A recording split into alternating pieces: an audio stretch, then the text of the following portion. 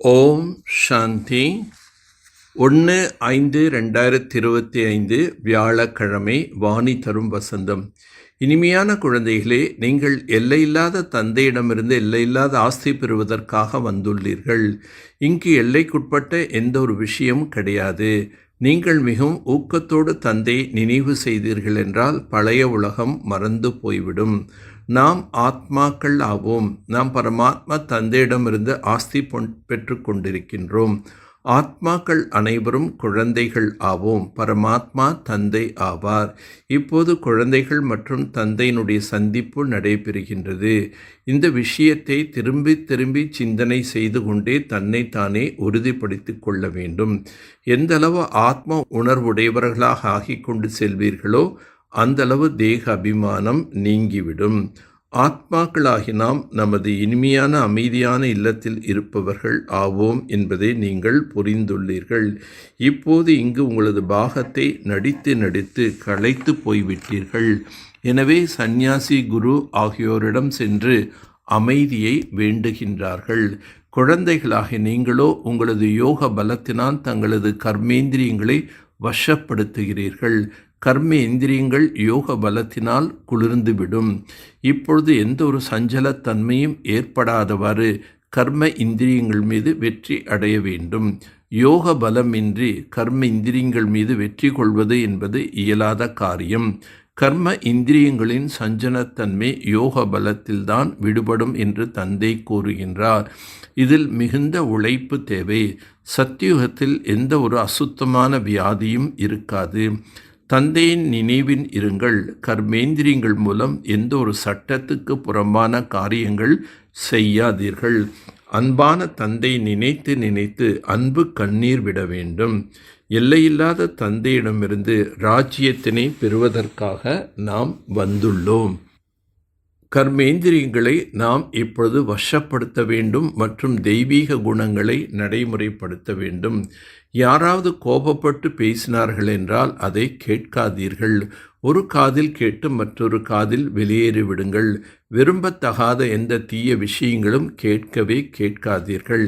யாருக்கு என்ன பாகம் கிடைத்துள்ளதோ அதனை முடித்துவிட்டு இப்போது எல்லோரும் வீட்டுக்கு திரும்பி செல்ல வேண்டும். பாபா நம்மை சூத்திரனிலிருந்து பிராமணராக மற்றும் பிராமணனிலிருந்து தேவதையாக ஆக்குகின்றார்.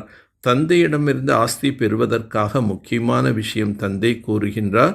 ஒன்று, என்னை நினைவு செய்யுங்கள், மற்றொன்று தூய்மையாக ஆகுங்கள் என கூறுகின்றார். பழைய உலகத்தின் மீது வைராக்கியம். பழையது இப்பொழுது முடியப் போகின்றது. இதன் மீது என்ன பற்று வைப்பது? இப்பொழுது நாடகம் முடிவடைகின்றது, வீட்டுக்கு செல்கிறோம் என்ற இந்த குஷி இருக்க வேண்டும். யோக பலத்தின் ஆற்றல் மூலமாக தங்களது கர்மேந்திரியங்களை குளிர்ந்ததாக ஆக்கிக் கொள்ள வேண்டும். கர்மேந்திரியங்களை தன்னுடைய வசத்தில் வைக்க வேண்டும்.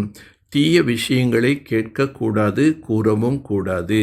எந்த விஷயங்கள் விருப்பம் இல்லாதவையோ அவற்றை ஒரு காதில் கேட்டு மறு காதில் வெளியேற்றிவிட வேண்டும். தந்தையிடமிருந்து முழு ஆஸ்தி பெறுவதற்காக சுவதர்ஷன சக்கரதாரியாக வேண்டும். தூய்மையாக ஆகி தனக்கு சமமாக ஆக்கும் சேவை செய்ய வேண்டும். முரளி என்ற இசையின் மூலமாக மாயாவை சமர்ப்பணம் செய்யக்கூடிய முரளிதரன் ஆகுக. நிறைய முரளியை நீங்கள் கேட்டுள்ளீர்கள். இப்போது அப்படி ஒரு முரளிதரனாக ஆகுங்கள். அதாவது மாயை சதா காலத்துக்கு சமர்ப்பணம் ஆகிவிட வேண்டும். முரளி என்ற இரகசியத்தை, இசைக்கருவியை சதா வாசித்து வந்தீர்கள் என்றால் சதா காலத்திற்கு மாயை சமர்ப்பணம் ஆகிவிடும். மாயை என்பது காரணம் என்ற முக்கிய ரூபத்தில் வருகின்றது. எப்பொழுது முரளி மூலமாக காரணத்துக்கு நிவாரணம் கிடைத்து விடுகின்றதோ அப்போது சதா காலத்திற்கு மாயை முடிவடைந்து விடுகின்றது. காரணம் முடிவுக்கு வருகின்றது என்றால் மாயை முடிவுக்கு வருவதாகும். அனுபவத்தின் சொரூபமாக ஆகுங்கள். அப்போது முகத்தின் மூலமாக அதிர்ஷ்டம் நிறைந்த ஒரு ஜொலிப்பு தென்படும். அவ்யக்த சமிகை, ஆன்மீக ராயல்டி மற்றும் பியூரிட்டி மூலமாக பர்சனாலிட்டியை தாரணை செய்யுங்கள். சங்கமிக பிராமண வாழ்க்கையின் சிறப்பு தன்மையே தூய்மையாகும். இல்லறத்தில் இருந்து கொண்டே அப்பவித்திரதாவை துறவரம் செய்திருப்பது. கனவில் கூட அப்பவித்திரமான எண்ணங்களிலிருந்து முக்தி பெற்றிருப்பது என்பது உலகத்திற்கு சவால் விடுவதற்கான சாதனமாகும். இதுவே பிராமணர்களாக உங்களின் ஆன்மீக ராயல்டி மற்றும் பர்சனாலிட்டி ஆகும். நல்லது. ஓம் சாந்தி, ஓம் சாந்தி, ஓம் சாந்தி.